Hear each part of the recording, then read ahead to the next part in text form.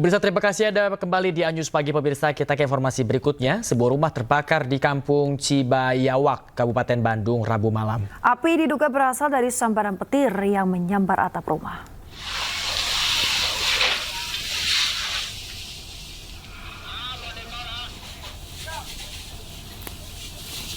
Pemirsa, rumah semi permanen berukuran 15 meter persegi terbakar. Asap membumbung tinggi dari kobaran api yang kian membesar. Diduga api berasal dari sambaran petir yang menyambar atap rumah saat ditinggal oleh pemilik rumah.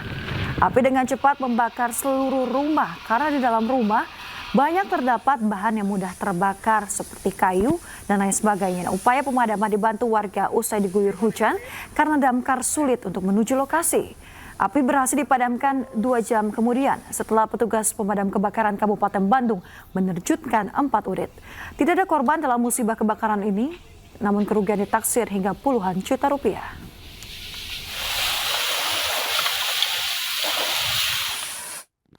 Puluhan rumah di Sukabumi, Jawa Barat rusak setelah disapu angin puting beliung yang menerjang pemukiman warga. Tidak ada korban jiwa, namun seorang warga luka-luka akibat tertimpa material atap bangunan.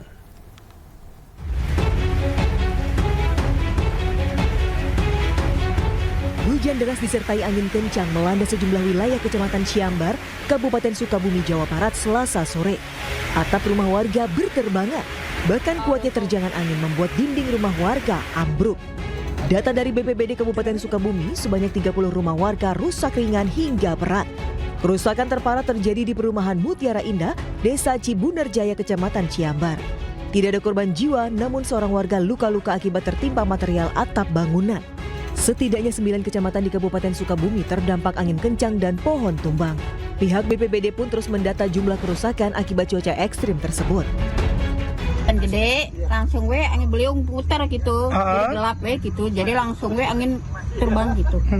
Pas angin besar, ibu lagi di mana? Di dalam rumah? Di dalam, ya. Sempat panik, bu, lari, bu? Ya, bukan panik lagi, saya mah hampir pingsan tadi. Di Blora, Jawa Tengah, hujan disertai angin kencang merobohkan panggung ketoprak yang digelar di Dusun Ploso, Desa Kamolan, Selasa siang. Para pemain dan warga pun kocar-kacir menyelamatkan diri. Tidak ada korban jiwa, namun akibat kejadian ini panggung pertunjukan tidak bisa digunakan lagi.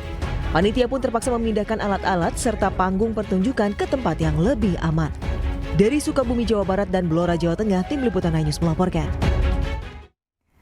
Isak tangis keluarga warnai kedatangan dan pemakaman korban kecelakaan di Purworejo, Jawa Tengah. Ya, salah satu keluarga korban pingsan tak kuasa menahan kesedihan.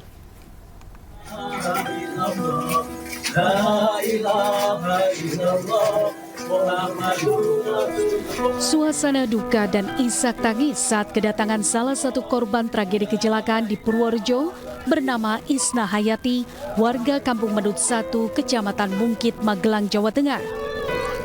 Tampak salah satu keluarga pingsan lantaran tak kuasa menahan kesedihan dengan peristiwa yang merenggut nyawa salah satu keluarganya.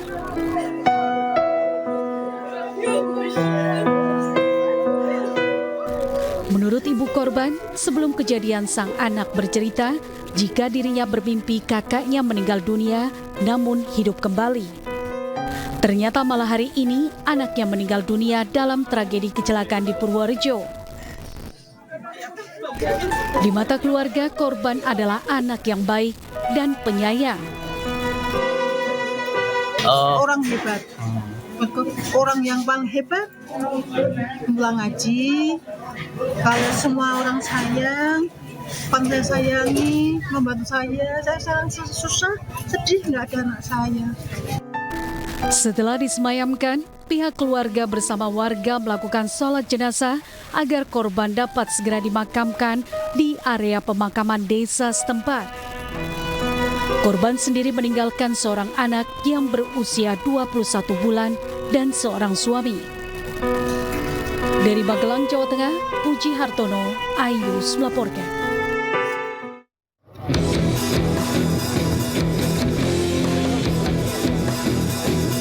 Kecelakaan maut yang terjadi di jalur Magelang arah Purworejo yang melibatkan truk tronton pengangkut pasir yang menabrak angkot di depannya.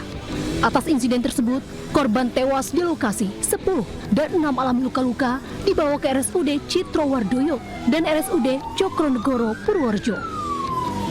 Kejadian bermula saat truk tronton yang melaju di jalan menurun dari arah Magelang menuju Purworejo diduga alami remblong, hilang kendali, menabrak angkot di depannya yang mengangkut 13 penumpang.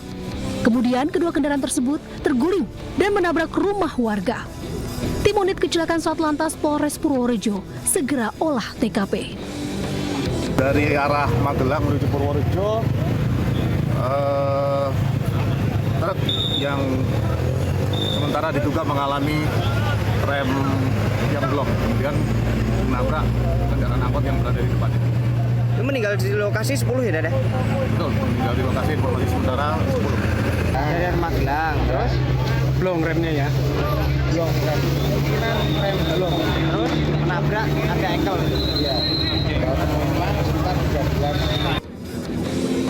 Informasi selanjutnya, korban tewas bertambah 1 orang, total jadi 11 korban tewas.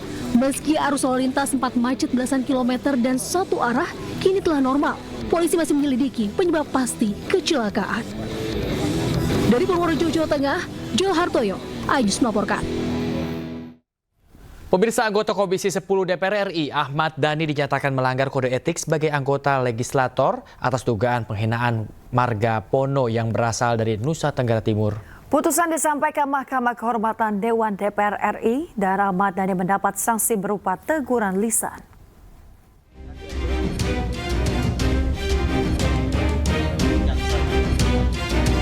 Mahkamah Kehormatan Dewan DPR RI memutus anggota Komisi 10 DPR RI fraksi Gerindra Ahmad Dhani melanggar kode etik pada sidang putusan yang digelar di Komplek Parlemen Rabu pagi.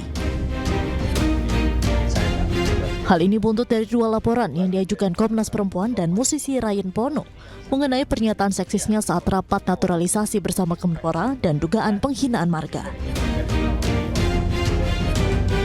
Ahmad Dhani dijatuhkan sanksi ringan berupa teguran lisan dan diminta untuk memohon maaf kepada pelapor dengan maksimal 7 hari setelah putusan.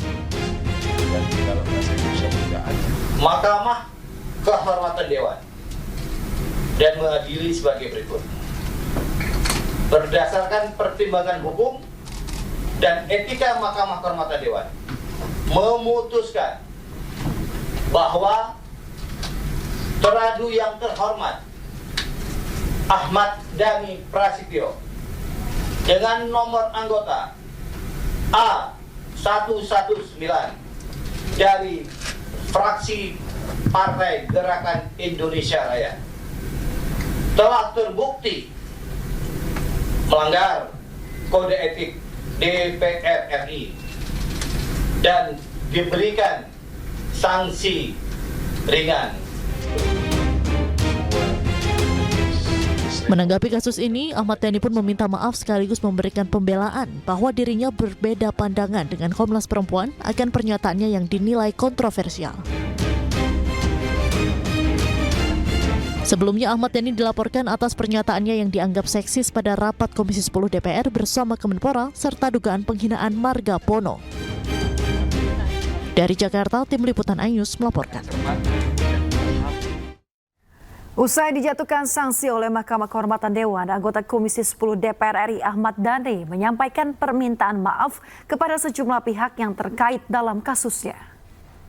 Saya sebagai anggota DPR RI dari fraksi Gerindra ingin mengucapkan permintaan maaf kepada semua pihak, khususnya yang melaporkan soal hal-hal yang sudah dilaporkan. Saya sebagai anggota DPR meminta maaf kepada pelapor dan juga meminta maaf atas segala macam satu macam slip of the tongue ya, dari saya slip of the tongue, salah mengucapkan sehingga ada salah satu marga darah biru yang marah tidak terima.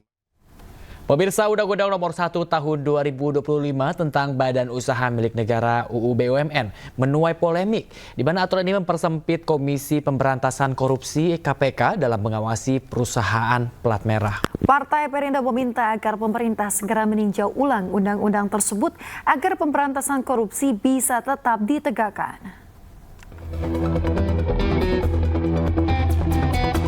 Komisi Pemberantasan Korupsi KPK terancam tak lagi memiliki wewenang untuk menangkap direksi badan usaha milik negara BUMN setelah Undang-Undang Nomor 1 Tahun 2025 tentang BUMN berlaku pada 24 Februari 2025. Terdapat 2 pasal kontroversial yang membuat direksi BUMN tidak lagi digolongkan sebagai penyelenggara negara.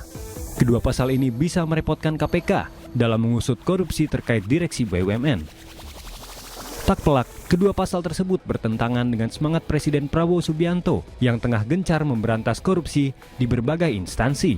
Untuk itu, Partai Perindo meminta agar pemerintah segera meninjau ulang Undang-Undang BUMN agar pemberantasan korupsi bisa terus ditegakkan di Indonesia. Agenda pemberantasan korupsi itu merupakan komitmen dari Bapak Presiden.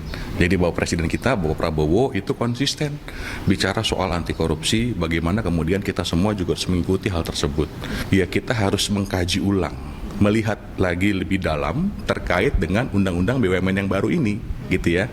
Nah, kita semua tentu saja pengen bahwa Indonesia bebas korupsi, dan kemudian siapapun yang melakukan korupsi itu zero tolerance, nggak ada toleransi, harus diproses secara hukum.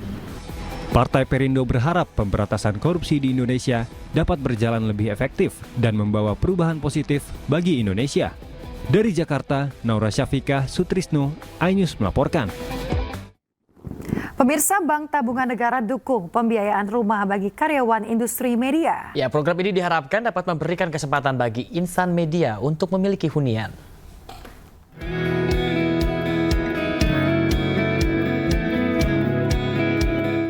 Sebagai bentuk komitmen menyediakan hunian layak dan terjangkau untuk masyarakat, PT Bank Tabungan Negara TBK siap menyalurkan kredit pemilikan rumah serta pembiayaan rumah subsidi bagi karyawan industri media.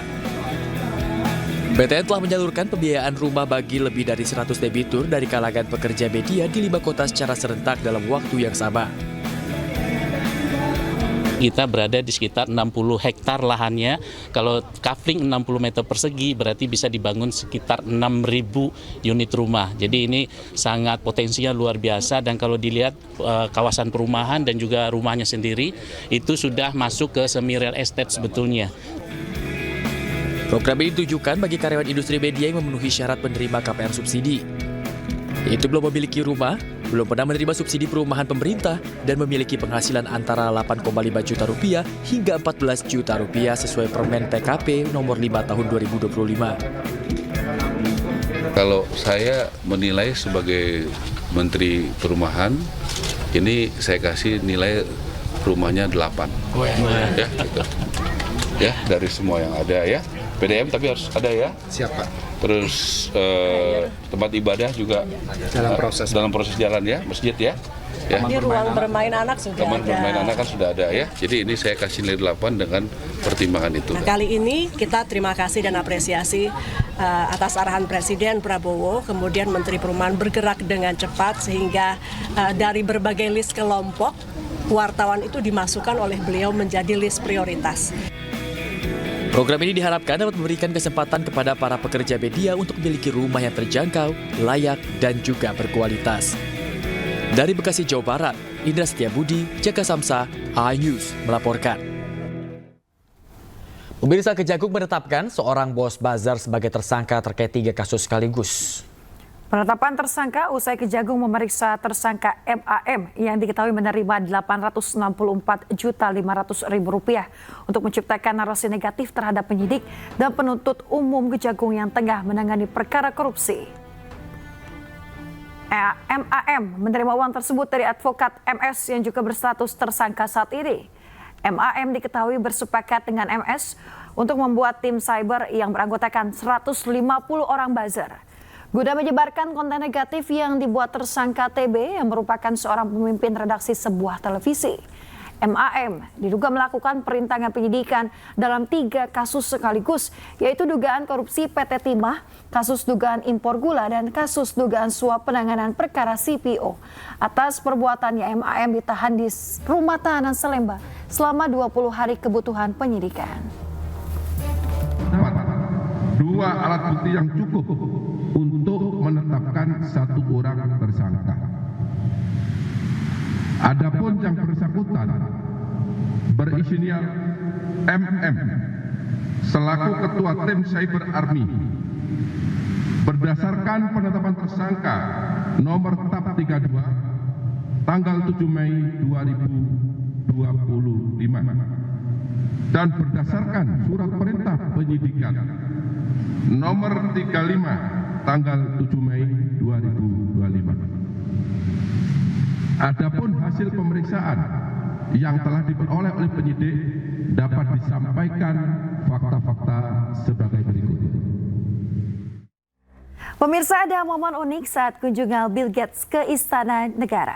Ya, tak hanya membicarakan potensi kerjasama dan kontribusi Bill Gates di Indonesia, suasana hangat terlihat saat Bill Gates bertemu dengan Bobby Kartanegara, kucing kesayangan Presiden Prabowo Subianto. Namun pemirsa, informasi ini sekaligus menutup iNews pagi hari ini. Dan temukan informasi-informasi terbaru lainnya di www.ajus.id. Dan tentunya cuplikan tayangan berita iNews dapat Anda saksikan kembali di kanal YouTube @officialinews. Akhirnya mewakili kerabat kerja yang bertugas, saya Bayu Pradana. Dan saya semangatnya pemirsa pamit undur diri. Terima kasih, selamat pagi dan sampai jumpa. Wants to thank you. Oh, good. Oh, yeah. This is my gift I brought for. I got notice about. Alright, Bobby. Ada momen unik saat kunjungan Bill Gates ke istana. Tak hanya membicarakan potensi kerjasama dan kontribusi Bill Gates di Indonesia, namun juga kehangatan suasana saat Bill Gates bertemu dengan Bobby Kartanegara, kucing kesayangan Presiden Prabowo Subianto. Bobby yang berada di dalam stroller seraya menyambut kehadiran tokoh filantropi dunia tersebut. Sambil tersenyum, Bill Gates menghampiri stroller Bobby dan menunjukkan sebuah boneka ikan dari stroller pemberian dirinya sebagai tanda perkenalannya dengan Bobby. Someone wants to thank you. Oh, good. Oh, yeah. This is my gift I brought for. I got notice about. Alright, Bobby. You're famous. Sambil memegang boneka paus berwarna hitam putih, Bill Gates menggoda Bobby yang duduk manis di atas stroller dengan menyebut Bobby sangat terkenal. Tak hanya itu, usai berjumpa dengan Bobby, Presiden Prabowo juga menyerahkan cendera mata berupa keris sebagai simbol penghormatan budaya Indonesia kepada Bill Gates. Tim Liputan iNews melaporkan. Alright, Bobby.